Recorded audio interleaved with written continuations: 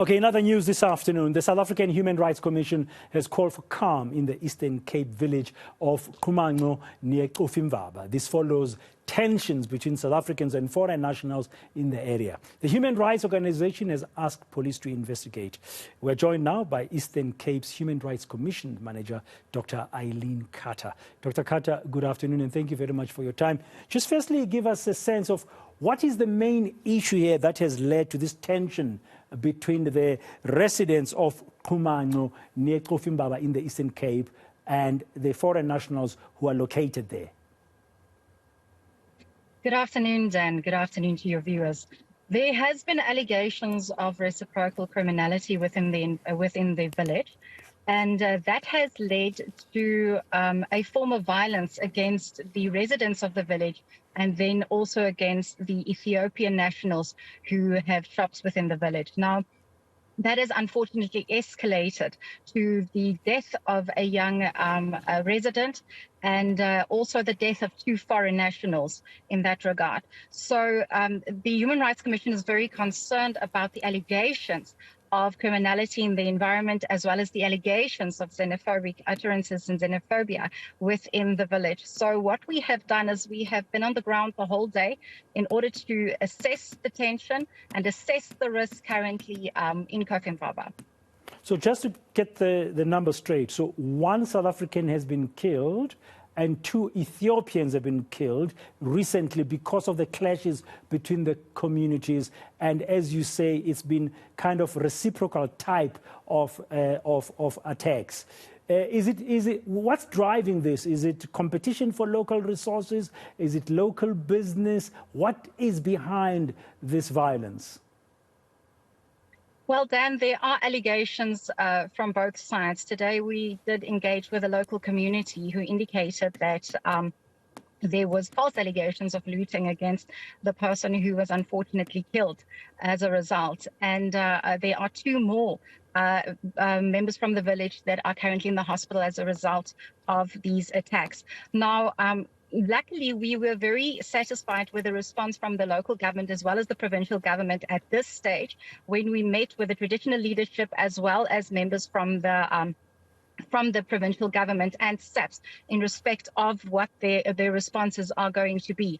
And one of the areas of responses is going to be specifically the traditional leadership who will be investigating and engaging with the communities and 2 villages involved to ascertain what is behind the tension that is currently on the ground. So you've engaged with the police as human rights, you've engaged with the local traditional leaders. Is there commitment from the traditional leaders of that part of the Eastern Cape to try and solve this so we can avoid more violence that could lead to more deaths? Already 3 people have lost their lives in Qhumanco. That was exactly our concern, Dan, and that was the reason we embarked on this journey this morning. But we are encouraged. We are absolutely encouraged by the leadership that is currently shown on the ground. We were joined by the HOD of Safety and Security from the province as well. The provincial SAPS department has also indicated commitment. There are already detective teams on the ground to establish what has happened. There are increased visibility in the towns in respect of preventing a possible escalation. We are, though, concerned about the tensions, but we feel that after meeting with relevant stakeholders today, which included members of the legislature, the local councillors, we foresee that the matter is currently being addressed, but we are very cautious and we will be monitoring the output thereof. Were the Ethiopian community members involved at all in these consultations, or are they too scared to be part of finding a solution? Today we were informed that the Ethiopian nationals as well as the Somali business chamber was not available for consultation as they were in mourning as a result of a death. Our understanding is an international figure, an international death. However, we will be engaging with the communities, including the non-national community as well. At this stage, we also met with the victim's family. We were at the homestead of the victim's family, and we were there whilst the commitments were made by SAPS that the victim's family will also be provided with potential increased security as well as counseling, as they were witness to the deaths and the assaults that has taken place in this regard.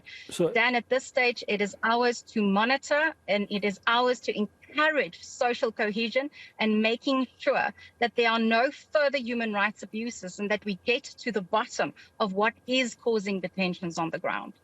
yeah, and you said as Human Rights Commission you were there. You are on your way back from there currently. As we speak to you, you were there this morning. You visited, together with the other authorities, all the homes of the 3 victims of this latest violence. So you went to every home to show your support and assure them of safety.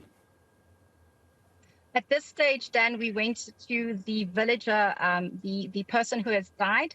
The non-nationals were unfortunately not available today for our engagement. Okay. So the local person who was unfortunately killed, we visited his family today. Yeah, you went to the home of the South African. Okay, so you said earlier, Dr. Carter, that you are encouraged by what you've heard, what you've seen in terms of the police, the local legislature, and the relevant structures as a Human Rights Commission. But are you confident? You're going to be monitoring now. You are appealing for calm in Qhumanco, near Cofimvaba in the Eastern Cape. That's fine. And you've been on the ground today, which is good. What will you do next as you monitor to make sure that there is a resolution? From what you've just told me, it looks like the foreigners there, the Ethiopians and the Somalis, don't want to cooperate. Well, those are allegations, Dan, at this stage, and we cannot necessarily comment on that yet, as we have yet to engage with the participants on the ground. However, with respect to being encouraged in relation to the response, it is a very immediate and a very quick response from government institutions. And what we are going to do going forward is we have noted the commitments that have been made, and we will be following up. We are also encouraged by the fact that we will be meeting the Office of the Premier himself tomorrow evening, as well as all of the MECs in the province as part of a human rights engagement from the Human Rights Commission's side. We will definitely be making note of what our findings and our prima facie findings are on the ground today, and we will be bringing that to the attention of the Premier himself as well. Are you going back soon, Dr. Carter, to Qhumanco, as you're going to be monitoring? Are you going to be monitoring remotely? Well, I think we will do our utmost best with the resources that we have available to make sure that whatever monitoring endeavors we undertake, it is legitimate and we can feed back into a potential social cohesion effort that is definitely needed on the ground. Thank you very much for your time. Dr. Eileen Carter, she's a manager of the Eastern Cape's Human Rights Commission, on the road there as they are coming back from Qhumanco near Cofimvaba in the Eastern Cape, where 3 people have sadly died in recent violence there in the community involving South African nationals and Somali and Ethiopian nationals. One